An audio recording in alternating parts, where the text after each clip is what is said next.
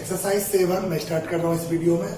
जैव विकास, जो चैप्टर का नाम है ऑर्गेनिक इवोल्यूशन, यानी विकास। किस किस चीज का विकास? हमारे अर्थ पे रहने वाले जीव जंतु, सजीव जगत, एवरीथिंग, जितना भी चीज आप देख रहे हैं उनका विकास। इस चैप्टर में आप डिटेल्स समझेंगे।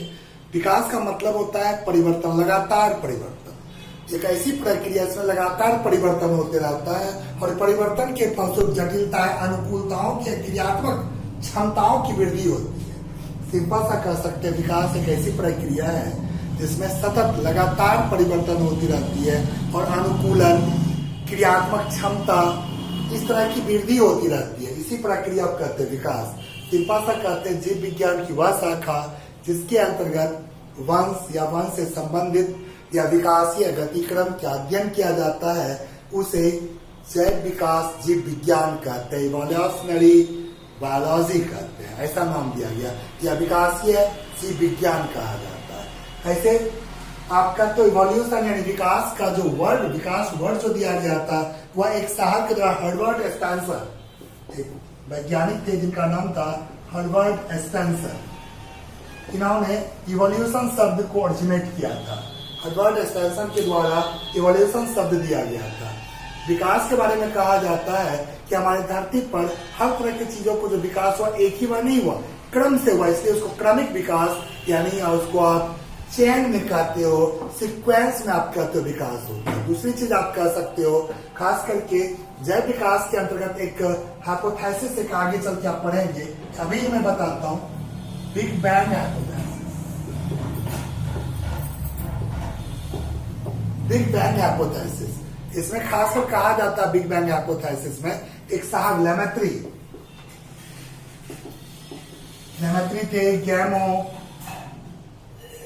डीके, ऐसे ऐसे कई वैज्ञानिक हैं। इन लोगों के द्वारा कहा गया कि जब कण और प्रतिकण का टकराव होता है, कण और प्रतिकण का टकराव होता है, उससे कई तरह के कण और प्रतिकण के टकराव के फलस्वरूप कई तरह के पदार्थ जो आज के आधुनिक समय में पदार्थ मौजूद है, उनके कण का निर्माण होता है। दूसरी बात हम आप कह सकते हैं बिग बैंग हाइपोथेसिस यह एक विस्फोटक यानी कि एक कह सकते हैं जो कि प्राकृतिक, जो एक नेचुरल जो विस्फोट होता है, उसके बारे में आप इसके बारे में कह सकते हैं उसमें नाभिकीय विस्फोट कहा जाता है। उसमें नाभिकीय विस्फोट, बिग बैंग एक प्रकार का उष्मानाभिकीय विस्फोट की सिद्धांत पर आधारित है और इस सिद्धांत के आधार पर बोला जाता है मुख्य रूप से जो हमारे वायुमंडल है, हमारे अर्थ का जो वातावरण है, उसमें जो इन्वायरमेंट होता है, उस इन्वायरमेंट में, उस वातावरण में खास करके जो नाभिकीय विखंडन होते हैं, उस विखंडन के कारण कई तरह के टुकड़े, कई अधिकांश मात्रा में अनेक टुकड़े बनते हैं और उन टुकड़ों को सामान्य रूप से आप गैलेक्सी कहते हैं। क्या बनाता है? गैलेक्सी, जिसको आप कहते हो आकाश गंगा या तारापुंज कहते हो। इसको बनाने वाला जो टुकड़ा होता है गैसियस स्टेज में नेबुला बनाता है। क्या बनाता है? नेबुला। गौर से समझेंगे, यानी कि गैलेक्सी बनाने वाले टुकड़े में से प्रत्येक टुकड़ा धूल एवं गैस बादलों का एक कण का समूह संघनित होकर नेबुला बनाता है और ये नेबुला, प्रत्येक नेबुला संघनित होकर के तारा एवं ग्रह, जिसे आप सौर मंडल का पूरा वर्णन आप कहते हो, नेबुला से ऐसे ऐसे चीजों का निर्माण होता है। पृथ्वी के बारे में आप जानते हो, ये भी हमारा ग्रह है और ये तीसरा ग्रह, हमारे सौर मंडल का तीसरा ग्रह है। कौन? पृथ्वी। पृथ्वी पर हमारा डिटेल्स आप जानना चाहते हैं, इसे बचपन में आपने पढ़ा होगा, फिर भी आपको मैं थोड़ा सा बताना चाहूंगा पृथ्वी के बारे में। यह जिस समय बना था उस समय लगभग 4000 से लेकर के 8000 डिग्री सेंटीग्रेड टेम्परेचर, इतना अधिक ताप था, यह आग का गोला के समान था पृथ्वी के बारे में। दूसरा चीज कहा जाता है गैसों से संघनन होता गया और उस समय यहाँ पर कहा जाता है जितने भी तत्व मौजूद थे सभी परमाणु रूप में मौजूद थे और परमाणविक स्टेज में आप जानते हो सक्रिय होता है और इस तरह के सभी परमाणविक स्टेज जितना भी था यहाँ मौजूद, इसमें कुछ भारी जो तत्व थे वह अर्थ पर पृथ्वी के केंद्रीय भाग में संघनित हुए और उसका केंद्रीय भाग बनाया। जो हल्के तत्व थे वह परमाणु के रूप में पृथ्वी के वायुमंडल का निर्माण किया। इस प्रकार से पृथ्वी का हमारा निर्माण हुआ। लेकिन जीवन का कैसे उत्पत्ति हुआ उस पर मैं फोकस करना चाहूँ, एक एक करके मैं बताना चाहूँ जीवन की उत्पत्ति। कहा जाता है जीवन की उत्पत्ति के लिए कई साइंटिस्ट आए और कई तरह की व्याख्या दी। जीवन की उत्पत्ति, ऑरिजिन ऑफ लाइफ,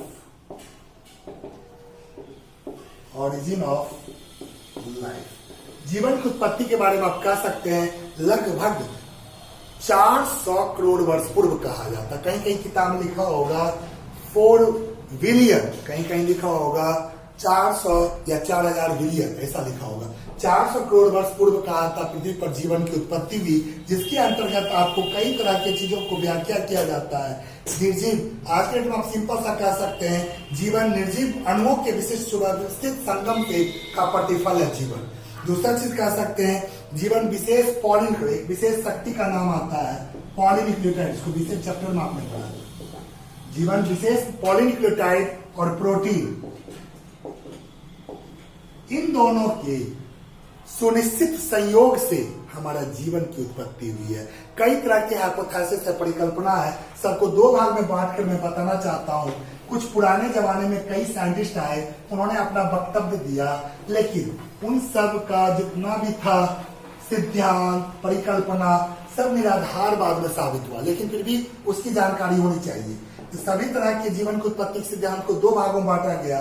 एक प्राचीन परिकल्पना के नाम से जाना जाता है और एक को आधुनिक परिकल्पना, एक को आधुनिक परिकल्पना के नाम से। इस तरह से 2 ग्रुप में बांटा गया।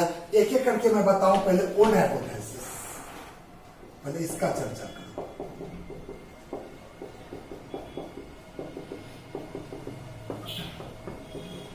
प्राचीन परिकल्पना का, इसके अंतर्गत कई तरह के विचारधाराएं वाले आए। इसमें सबसे पहला जो विचारधारा था धार्मिक विचार पे था, उसको आप कहते हैं विशिष्ट सृष्टिवाद।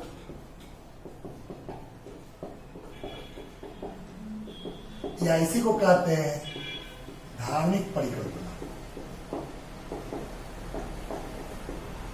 स्पेशल क्रिएशन कह सकते हैं, थ्योरी ऑफ स्पेशल क्रिएशन कह सकते हैं।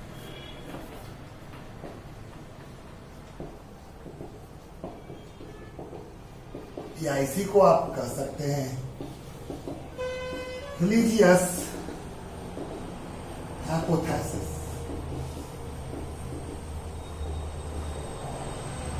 इसमें नाम से पता चल रहा है धार्मिक, यानी कई तरह के अनेक धार्मिक विचारधारा, उनके अनुसार कहा जाता है कोई एक अलौकिक शक्ति है जिन्होंने हमारी संपूर्ण सृष्टि का निर्माण किया। उसी में एक आ गए स्पेनिश फादर सुआरेज।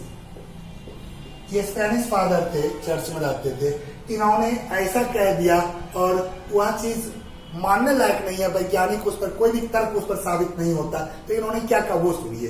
कहा इन्होंने ईश्वर जैसी कोई अलौकिक शक्ति है, इन्होंने मात्र 6 दिन में पूरे सृष्टि का निर्माण कर दिया। इतना ही नहीं, इन्होंने 6 दिन का वर्णन कर डाला। क्या क्या वर्णन कर डाला? जैसे कि इन्होंने कहा पहला दिन, प्रथम दिन, 1 से 6 दिन के बीच में क्या क्या क्रियाएं हुई, इन्होंने ये सब कह दिया। इन्होंने कहा प्रथम दिन जो निर्माण किया ईश्वर ने वह था पृथ्वी और स्वर्ग। ये सभी मान्य नहीं है, लेकिन सुआरेज के द्वारा जो कहा गया उसके बारे में बता रहा हूं। दूसरा दिन इनके द्वारा कहा गया आसमान और जल। इस तरह से लग रहा है आपको मान्य है, कहीं से मान्य नहीं लगेगा। तीसरा दिन कहा गया भूमि और वनस्पति, पेड़ पौधे जिसको आप कहते हैं। इनके अनुसार चौथा दिन कहा गया सूर्य, चंद्रमा और तारे। 5वां दिन कहा गया मछली एवं पक्षी। 6ठा दिन कहा गया मानव एवं स्थलीय जंतु। इस तरह से पूरा का पूरा वक्तव्य देकर इन्होंने पूरा कंप्लीट कर दिया। कहा 6 दिन में ही पूरी सृष्टि का निर्माण कर दिया ईश्वर ने। ऐसे ही हमारे हिंदू धर्म में भी कहा जाता है ब्रह्मा विष्णु महेश, ऐसे से गॉड का नाम लेकर बोला जाता है इन्होंने ही पूरी सृष्टि का निर्माण कर दिया। तो कहने का मतलब है धार्मिक विचार की धारा को ऐसे से मैंने बताया जिस पर कहीं भी किसी भी तरह का वैज्ञानिक तर्क इस पर कहीं पर भी मान्य नहीं बताता, यानी वैज्ञानिक रूप से ये गलत साबित हुआ। आइए दूसरा थ्योरी जो दिया गया उस पर मैं थोड़ा सा बात करूं। प्राचीन कल्पना में ऐसा ही सब थ्योरी है जिसका कि कोई आधार नहीं बनता, लेकिन फिर भी कुछ है इससे पौराणिक समय का, उसको मैं एक एक करके बताऊं। सेकेंड नंबर कहा गया वैज्ञानिक के द्वारा स्वतः उत्पत्तिवाद। ये भी देखिए अजीब है, उत्पत्तिवाद या इसी को कहते हैं अजीवांत जीवोत्पत्ति, जीवोत्पत्तिवाद, एबायोजेनेसिस। इसको सिंपल सा कह सकते हैं theory of spontaneous, theory of spontaneous generation, और इसी को एक शॉर्ट में कहा गया एबायोजेनेसिस। नाम से पता चला स्वतः उत्पत्तिवाद, और इस परिकल्पना में सिंपल सा कहा गया जीवों की उत्पत्ति अजैवीय पदार्थ से हुई। किससे हुई? अजैवीय पदार्थ, अर्थात आप कह सकते हैं निर्जीव पदार्थ से जीव की उत्पत्ति हुई, जो कि संभव ही नहीं है। अजैवीय सीधे कहा गया उत्पत्ति का सिद्धांत दिया। इसे समर्थन देने वाले थे थेल्स, एनाक्सिमेंडर, प्लेटो, अरस्तु, एरिस्टोटल, जिसको आप इंग्लिश में कहते हैं। इस तरह के साइंटिस्ट ने इस तरह के थ्योरी को समर्थन किया, जो कि कहीं पर भी सही साबित नहीं होता है, क्योंकि निर्जीव चीज से जीव की उत्पत्ति नहीं होती है, सजीव से जीव की उत्पत्ति होती है। उस समय माना गया। इसी कारण पर तीसरा आया जिसमें जीवांत जीवोत्पत्ति कहते हैं।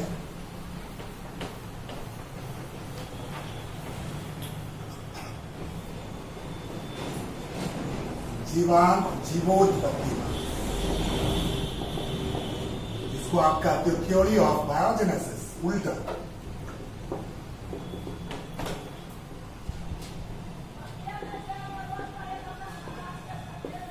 थ्योरी ऑफ बायोजेनेसिस, इसमें नाम से पता जीव से जीव की उत्पत्ति, यानी पुराने थ्योरी को काट करके फ्रांसिस्को रेड्डी ने प्रयोग द्वारा साबित करने का कोशिश किया। सेक्शन 88 1688 ईस्वी में उन्होंने प्रयोग द्वारा सिर्फ ये साबित करने का कोशिश किया कि निर्जीव चीज से सजीव की उत्पत्ति नहीं होती है, लेकिन फिर सजीव से सजीव की उत्पत्ति होती कैसे ये इन्होंने नहीं बताया, लेकिन सिर्फ इन्होंने ये क्रॉस किया निर्जीव से सजीव की उत्पत्ति नहीं होता। इसके लिए इन्होंने क्या किया, 3 फ्लास्क, 3 जार लिए, 3 जो शीशा का जार होता है, एक को इन्होंने टाइट कवर से ढक्कन से बंद कर दिया पूरा टाइट, एक को इन्होंने जालीदार पेपर जो पर्चमेंट पेपर होता है उसे इन्होंने कवर किया, और तीसरा को खुला रखा, और तीनों में मांस के टुकड़े को उबाल करके डाल दिया। तीनों में मांस के टुकड़े को उबाल कर अलग अलग डाल दिया। कुछ दिनों बाद इन्होंने क्या देखा, इसमें किसी भी तरह का कोई भी इसमें किसी भी तरह का ऑरिजिनेशन नहीं हुआ, किसी तरह की उत्पत्ति नहीं हुई। इसमें देखा गया कहीं पर लार्वा या ऊपर पर्सनल पेपर के ऊपर में म्यूसिन जैसी कुछ संरचनाएं थी, अंदर इसमें भी किसी तरह की ऑरिजिनेशन उत्पत्ति जीव का नहीं हुआ। तीसरा में इन्होंने देखा कई तरह के फ्लाई यानी मक्खी मच्छर, इनकी उत्पत्ति हो पड़ी है। स्पष्ट रूप से कहा गया अगर निर्जीव से उत्पत्ति होती तो इन दोनों में कुछ न कुछ हुई होती, अर्थात निर्जीव से सजीव की उत्पत्ति नहीं हो सकता, जीवांत जीवोत्पत्ति जीव से ही किसी जीव की उत्पत्ति होती है। ये इन्होंने प्रूव किया रेड्डी साहब ने। इसका समर्थन करने वाले साइंटिस्ट थे लाज़ारो स्पलांजानी, लुइस पास्चर और लाज़ारो स्पलांजानी। ऐसे साइंटिस्ट ने इस सिद्धांत का समर्थन किया, लेकिन आगे चल के ये भी क्रॉस हो गया, इनको भी गलत साबित कर दिया। इसके बाद जो थ्योरी आया उसको कहते ब्रह्मांडवाद, फोर्थ थ्योरी, ब्रह्मांडवाद, कॉस्मोलॉजी थ्योरी आई, जिसमें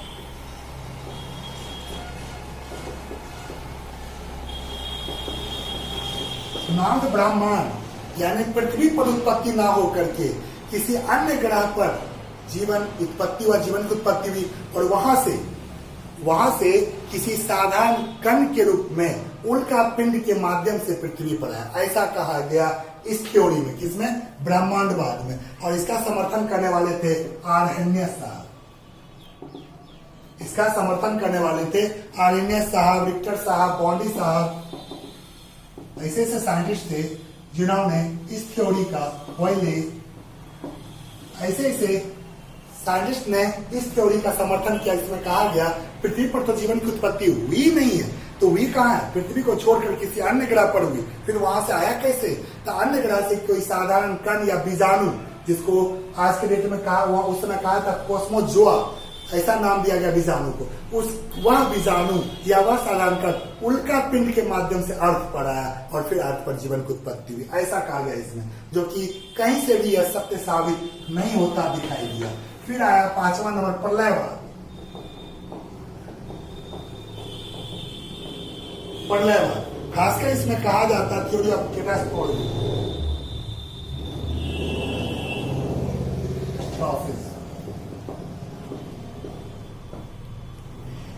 प्रलयवाद में कहा गया स्पष्ट रूप से कैटास्ट्रोफिज्म। इसमें कहा गया एक साइंटिस्ट थे क्यूवियर, जिनका नाम बहुत प्रसिद्ध वैज्ञानिक थे, CUVIR।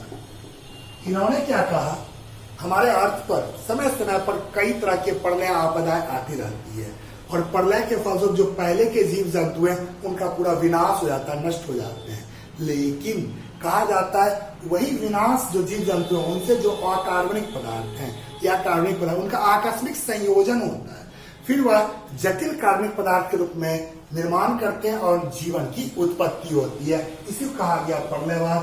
क्यूवियर साहब ने इस प्रलयवाद थ्योरी को दिया था, लेकिन इसका हेगल साहब ने समर्थन किया। लेकिन इस तरह के जितने भी थ्योरी दिए गए कहीं से भी किसी का आधार नहीं मिला, इसलिए इनको प्राचीन परिकल्पना में रखा गया। आइए मैं बात करूं बी ग्रुप आधुनिक परिकल्पना, जिसका कि वजूद है और जिसके बारे में लोग आज भी प्रूफ के साथ उसको मानते हैं। मॉडर्न है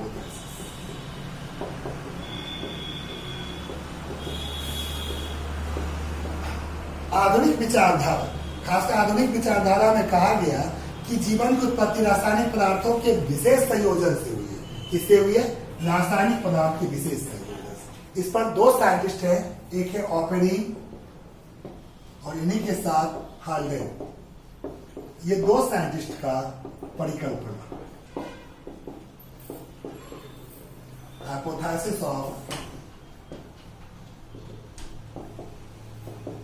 ऑपेरिन हार्लेव,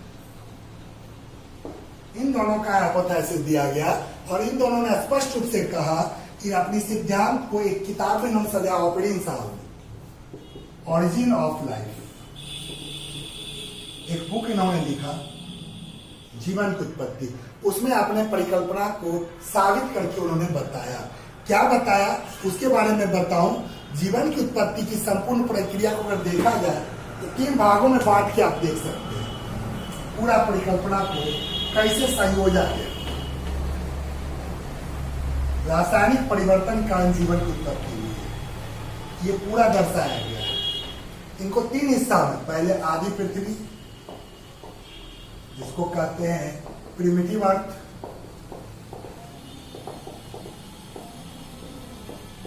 फिर दूसरा रासायनिक विकास,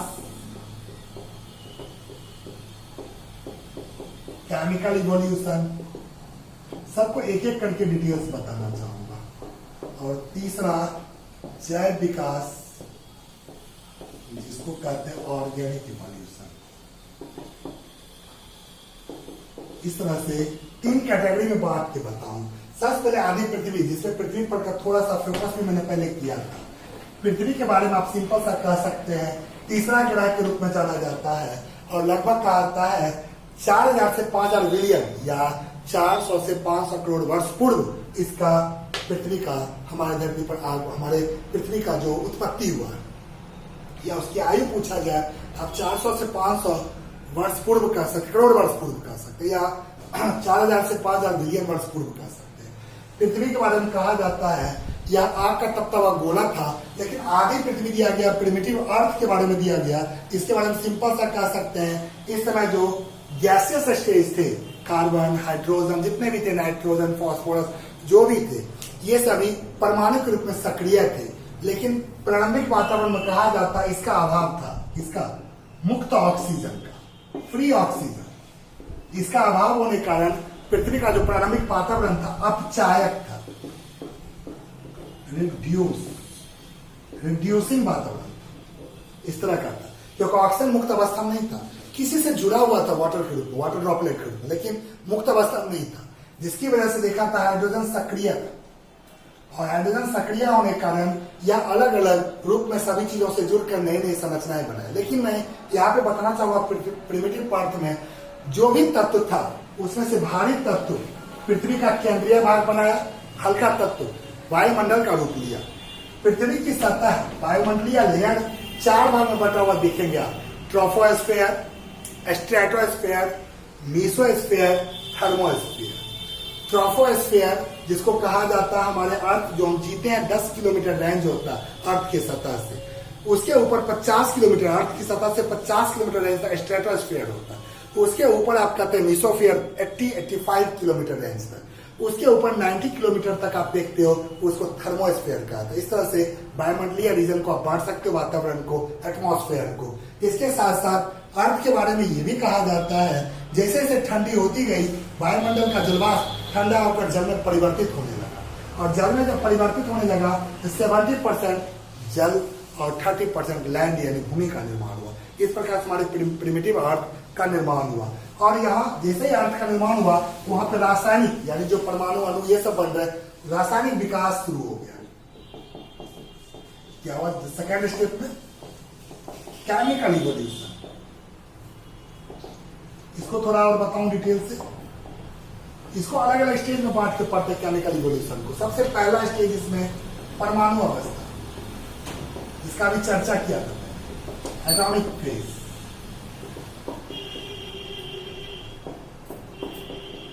जो भी अर्थ पे तत्व था, जितने भी केमिकल सब्सटेंस थे, सभी परमाणु रूप में अर्थ पर मौजूद थे प्रारंभिक रूप में। लेकिन आप जानते हो जैसे ही परमाणु रूप में रहते हैं सभी सक्रिय रहते हैं। और दूसरा चीज आपने कहा कि ऑक्सीजन का अभाव कारण अपचायक था, हाइड्रोजन तो सक्रिय था, हाइड्रोजन के होने के कारण सभी एक दूसरे से जुड़ने लगे, और सभी जुड़ने लगे तो अणु का निर्माण करने लगा, जैसे कि आप कहते हो H2 अणु, M2 अणु, इस तरह से। ऐसे ही परमाणु स्टेज जैसे ही आगे बढ़ा तो फिर अकार्बनिक और कार्बनिक,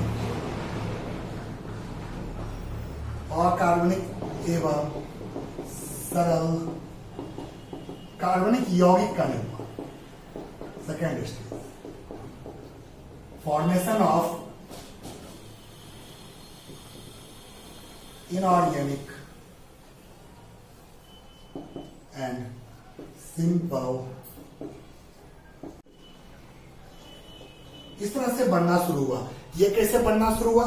जैसे ही देखते हैं आप अणु के रूप में जैसे बना, जैसे कि एज एग्जांपल हाइड्रोजन जुड़ने लगा नाइट्रोजन से और अमोनिया बना दिया।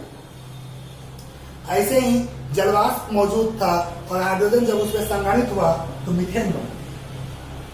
ऐसे ऐसे आप देख रहे हैं अकार्बनिक और सरल कार्बनिक यौगिक बनना शुरू हो जाता है। इस तरह जैसे ही बनना शुरू होता है तो गौर कीजिए, जैसे ही बनना शुरू होता है अकार्बनिक संरचना है, वैसे ही आप देखेंगे पृथ्वी पर धीरे धीरे रासायनिक विकास आरंभ होता है। और इसके बाद आप देखते हैं कि जल में विभिन्न प्रकार के अणुओं की उपस्थिति में इनके आपस में होने वाले रासायनिक प्रतिक्रियाओं द्वारा सरल कार्बनिक अणु भी बनना शुरू हो जाता है। जब इस तरह से बन रहा है तो जटिल कार्बनिक यौगिक भी बनना शुरू करेगा धीरे धीरे। और पृथ्वी जैसे जैसे ठंडी होती जाती, ध्यान रखेंगे, थर्ड स्टेप, जटिल कार्बनिक यौगिक का निर्माण, formation of complex organic compound. इसका बनना शुरू हो गया। कैसे बनना शुरू हुआ उसको भी मैं बताना चाहूंगा। प्रारंभिक में आप जानते हो अर्थ पर ओजोन परत की अनुपस्थिति थी, जिससे वहां पर ऊर्जा के लिए एक महत्वपूर्ण संरचना है यूवी रेज, क्योंकि कोई भी आणविक परमाणविक क्रिया हो रही तो वहां ऊर्जा की आवश्यकता होती है। यूवी रेज, इतना ही नहीं,